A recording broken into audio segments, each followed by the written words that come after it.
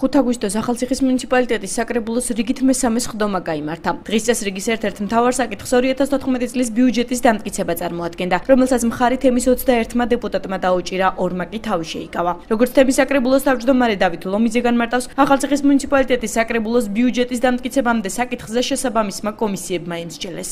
Პერიოდული განიცადა ბიუჯეტმა, რომ შესაბამისმა კომისიებმა განხილეს, სანამ გავიტანეთ სხდომაზე.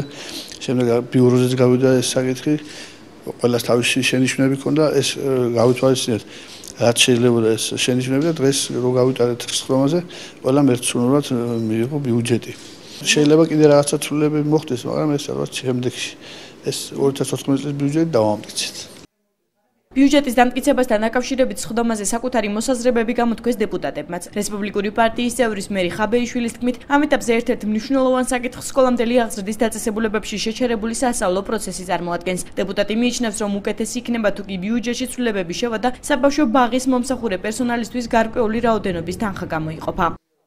ამ ეტაპზე ერთ-ერთ მნიშვნელოვან საკითხად მიმაჩნიეს სწორედ ეს აიპების საკითხი, სკოლამდელი აღზრდის, საბავშვო ბაღების საკითხი, ვიცით რომ უკვე დროებით შეჩერებულია მუშაობა შეწყდა, დაზარალებული არიან ბავშვებიც და მშობლებიც, ძალიან ცუდ მდგომარეობაში არიან და ჩემი ინიციატივა იყო, რომ იქნებ გამოინახოს თანხები რაღაც კომპენსაციის სახით მოხდეს ამ თანამშრომლების ანაზღაურება. ვფიქრობ, არ იქნებოდა ცუდი.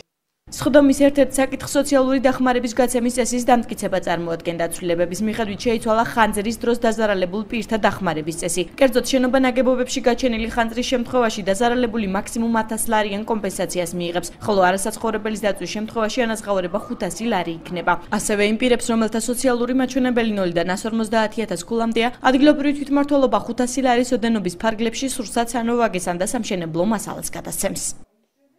0-დან 70.000 ქულამდე, ანუ გაჭირვებულთა ფენებისათვის ეს იქნება ხარჯი, საოპერაციო ხარჯი ანაზღაურდება 70%, ანუ ის ხარჯი, რასაც არ უფინანსებს დაზღვევა. მაგრამ ეს ანუ ასანაზღაურებელი თანხა არ უნდა იყოს 1500-ზე მეტი, ანუ მეტ ფარგლებს ვერ ვცილდებით. 70.000-დან 200.000 ქულის ჩათვლით ჩვენ უნაზღაურებთ დარჩენილი თანხის 50%, ოღონდ არ უნდა აღემატებოდეს 1500 ლარს, მეც ვერ უნაზღაურებთ, ხოლო დანარჩენი კატეგორიისთვის, რომლებიც საერთოდ არანაირ სოციალურ დაცვათა პაკეტით არ სარგებლობენ, მათ აუნაზღაურებთ 30%, ოღონდ მაქსიმალური ზღვარი იქნება 1500 ლარი. ახალციხის თვითმმართველი თემის საკრებულოს სხდომაზე დღეს 8 საკითხი განიხილეს. 30 წევრიდან სხდომას 7 მათგანი არ ესწრებოდა. როგორც საკრებულოს წევრებმა აღნიშნეს, მომდევნო შეხვედრა უახლოეს მომავალში დაინიშნება, რადგან ადგილობრივ საკანონმდებლო ორგანოში არაერთი ცვლილება მიმდინარეობს.